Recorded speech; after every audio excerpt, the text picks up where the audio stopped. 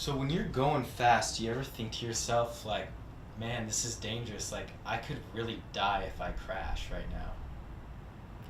now. Um, is it weird to say that's part of the reason I do it?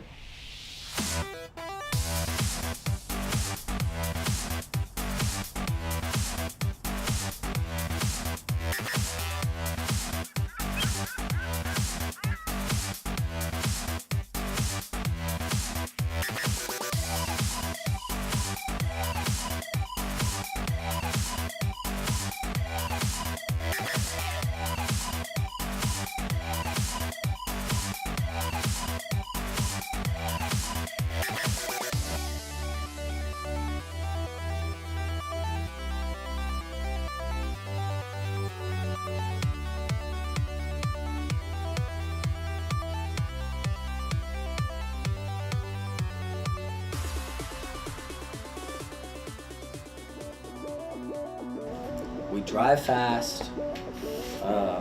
You know, the way that other people would look at it and the way that law enforcement looks at it is we're driving recklessly or carelessly, but that's not the case. We know what we're doing. What's the fastest you've ever gone?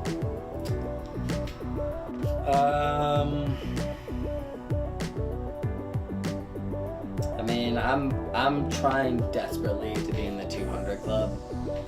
That's part of the mentality that is associated with those types of speeds and the situations that we do them. You know, we understand that it is the entirety of our life that is on the line. It just is what it is. I mean, part of what I get out of it is being right there, touching that limit and saying, hey, is it right here or is it right here? Or is it right here? Or is it right here? Let's see where it's at. The fastest I've ever done, and I've never had really the opportunity and, you know, crossing my arms because I feel some tug away about this question. I've been pulled over, I've suffered the tickets, the jail time. There are lessons to be learned where the limits are. The events are orchestrated by anybody who loves cars. You have Cars and Coffee, which is a national organization.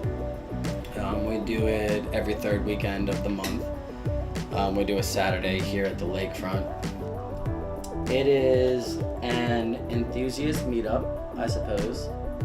Essentially, what we do is it's a bunch of people who love their cars, love any cars, and everybody gets together, and it's just the purest form of respect for the automotive love that there is. It doesn't matter if it's a 1980s AZN to a 2018 McLaren 720S. You know, it doesn't matter what your passion is for vehicles, Cars and Coffee will make that happen. I was probably 18, 19. Before I started doing the events and stuff. That was when the lakefront was one side shut down and one side open. It was a one-way traffic, and like cars and, you know, bikes. And when I say bikes, I mean bicycles, like the whole neighborhood. So I got into it back in those days when I used to ride my bike around on the lakefront, and I would see all these amazing cars. I mean, wrench time, investment, I mean, everything. Cars that people had their whole lives invested into. And I looked at them and I would just be like, I want to be like that. For me personally, there's two facets to me. There's built, not bought, and there is bought, but the most incredible version of engineering. You're talking about cars that are engineered to be fast. Your Ferraris, your Lamborghinis, your McLarens.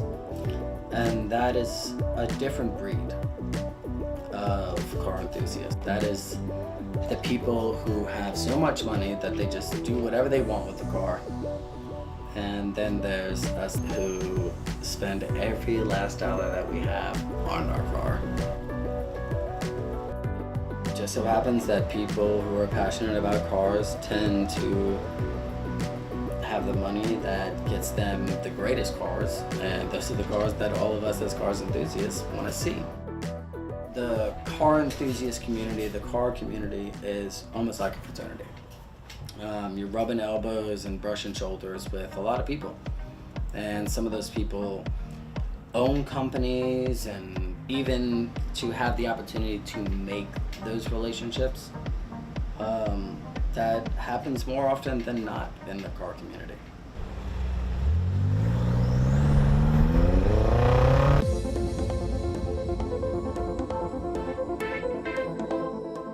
I would like to be 5 years from now in a situation where I'm paid to have fun with cars. Anything like that, that's the dream. You allow your passion to drive you. Work hard as shit and have the greatest car that there is. Whether it be aesthetically or whether it be performance-wise, you decide what your poison is, and you make it the best thing that it can be.